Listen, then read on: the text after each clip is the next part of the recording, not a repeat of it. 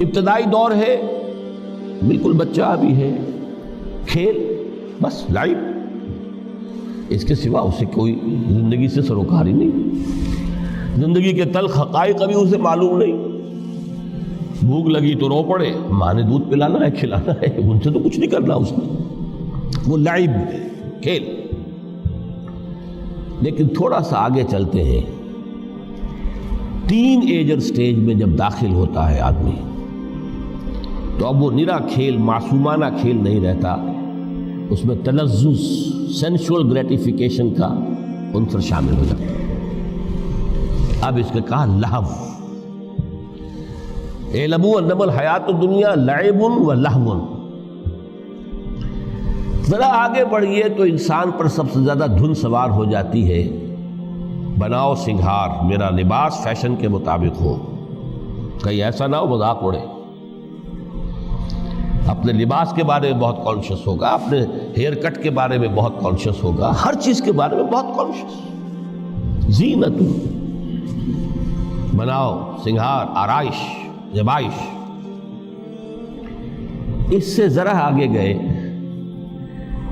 تکاثر فی الاموال والانفس، تفاخر بینکم۔ یہ سمجھیے کہ تقریباً 30 برس کی عمر جب انسان کی ہوتی ہے، اب فخر، تفاخر، یا دولت پر فخر ہوگا، یا نسب پر فخر ہوگا، یا اپنی کسی سیاسی حیثیت پر فخر ہوگا، اپنی چودراہٹ پر فخر ہوگا۔ تفاخر بینکم،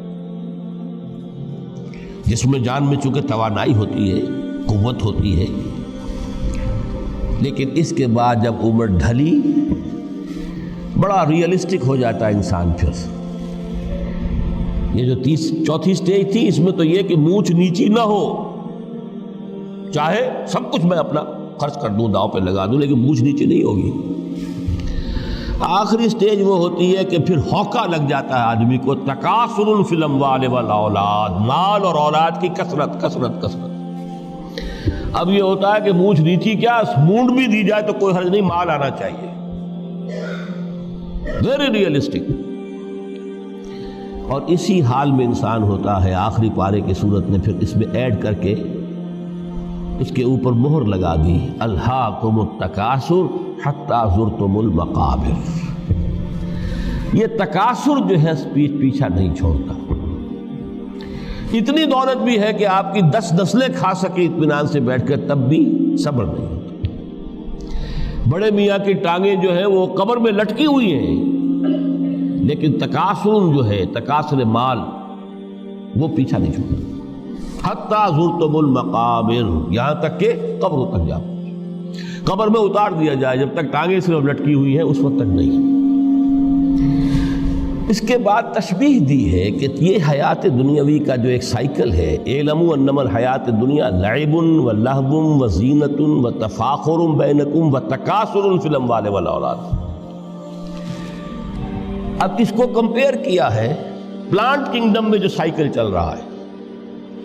یہ ہمارا سائیکل ہے 60-70 برس کا، بچہ پیدا ہوا، خوشیاں منائی گئی، پھر وہ لڑکپن سے، پھر ٹین ایجر سٹیج سے، پھر جوانی ہے، پھر ادھیڑ عمر ہے، اور پھر بڑھاپا ہے، اور پھر قبر میں اتارا جانا ہے۔ لیکن یہ کہ پلانٹ کنگڈم میں سائیکل چلتی ہے، کمثل غیث اعجب الکفار نباتہ ثم یہیج فتراہ مصفرا ثم یکون حطاما۔ یہ 4 سٹیج ہیں۔ جیسے بارش برستی ہے تو سبزہ نمودار ہوتا ہے، اور کاشتکار کو بڑا اچھا لگتا ہے، اس نے بیج بویا تھا، اس نے محنت کی تھی، اس نے ہل چلایا تھا، اعجب الکفار نباتہ، اس کو بہت اچھا لگتا ہے، دل باغ باغ ہو جاتا ہے۔ جیسے آپ کے یہاں بیٹا ہوا، پوتا ہوا، خوشیاں مناتے ہیں آپ۔ کمثل غیث اعجب الکفار نباتہ ثم یہیج، پھر وہ فصل اپنی پوری قوت کو پہنچتی، فصل لہرا رہی ہے، فتراہ مصفرا، پھر وہ زرد ہو جاتی ہے، وہ ہریاول اب ختم ہوئی، اب فصل پک گئی ہے، اب وہ زردی پر آ گئی ہے۔ ثم یکون حطاما، پھر وقت آتا ہے اگر وہ خضرو گھاس ہے تو پھر وہ چورا چورا ہو کر پھر وہ مٹی میں مل جاتی ہے، اور اگر فصل ہے تو کھیتی کٹ گئی، اس کے بعد کیا رہ گیا وہاں؟ وہ چورا ہی رہ جاتا ہے باقی۔ یہ لائف کا سائیکل چل رہا ہے، 3 مہینے کا ہو، 4 مہینے کا ہو، یہ ہے پلانٹ کنگڈم کا، وہ ہے سائیکل انسانی زندگی کی۔ اب فرمائی ٹیپ کی بات جو ہے، وَفِي الْآخِرَةِ عَذَابٌ شَدِيدٌ وَمَغْفِرَةٌ مِّنَ اللَّهِ وَرِضْوَانٌ۔ دیکھو دنیا کی زندگی تو ان سٹیجز سے ہو کر گزری جانی ہے، جو پیدا ہوا ہے اس پر بڑھاپا بھی آئے گا، موت بھی آئے گی۔ کل نفس ذائقۃ الموت، جو سورہ آل عمران کی 185ویں آیت کا پہلا جملہ تھا۔ ہر انسان کو جو پیدا ہوا موت آنی ہے۔ اب یہ ہے کہ وہ کہیں آپ نے محل میں گزار لی زندگی، کسی کٹیا میں گزار لی زندگی، کسی کی فٹ پاتھ پر گزر گئی زندگی، زندگی گزر جاتی ہے، گزرتی ہے، اور ان 5 سٹیجز میں سے ہو کر گزرتی ہے۔ آپ گندی گلیوں میں بچوں کو کھیلتے ہوئے دیکھتے ہیں، وہ بھی کھیل رہے ہوتے ہیں، نالیوں کے پانی کے اندر کھیل رہے ہوتے ہیں، ان کا بھی کھیل ہے، گندے جوہڑ میں کھیل رہے ہوتے ہیں، وہ تو ہے زندگی کی وہ سٹیج جو ہے کھیل کی ہے۔ کسی کے پاس بڑے قیمتی کھلونے ہیں، ان سے کھیل رہا ہے، کوئی اس طرح گلی ڈنڈا کھیل رہا ہے یا کچھ اور کھیل رہا ہے، لیکن وہ 5 سٹیجز تو آئیں گی۔